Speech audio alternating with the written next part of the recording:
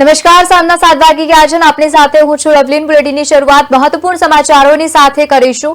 મહેસાણાના આરટીઓમાં વાહનોની જાહેર હરાજી કરવામાં આવશે. 1 વર્ષ કે પછી તેનાથી વધુ સમયથી કોમર્શિયલ વાહનોનો ટેક્સ નહીં ભરનારા લોકો પાસેથી ટેક્સની વસૂલાત માટે આરટીઓમાં 2 નાયબ મામલતદારોની નિમણૂક કરાઈ હતી. અત્યાર સુધીમાં 210 વાહન માલિકો પાસેથી ₹1.44 કરોડનો બાકી ટેક્સ વસૂલાઈ ચૂક્યો છે. ત્યારે વાહન ડિટેઇન કર્યા બાદ ટેક્સ નહીં ભરનારા 11 વાહનોની હરાજી કરવામાં આવશે.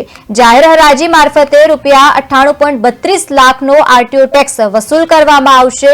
વાહનની કિંમત કરતા ટેક્સની રકમ વધુ હશે તો વાહન માલિકની મિલકતો પર બોજો નાખવામાં અમલ ટૂંક સમયમાં શરૂ થશે.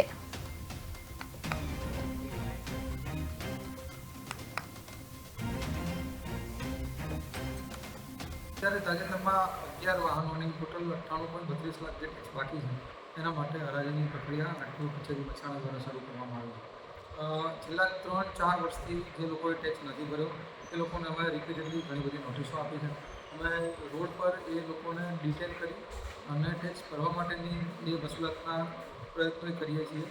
સાથે સાથે આ કેસોની અંદર અમારા ત્યાં નાયબ મામલતદારની નિમણૂક પણ થઈ છે કે જેના આધારે એમની જો કોઈ મિલકત છે કે એમના કોઈ જમીન છે તો એના ઉપર એને સર્ચ કરી અને એના ઉપર બોજો નાખવાની કવાયત પણ હાથ કરી.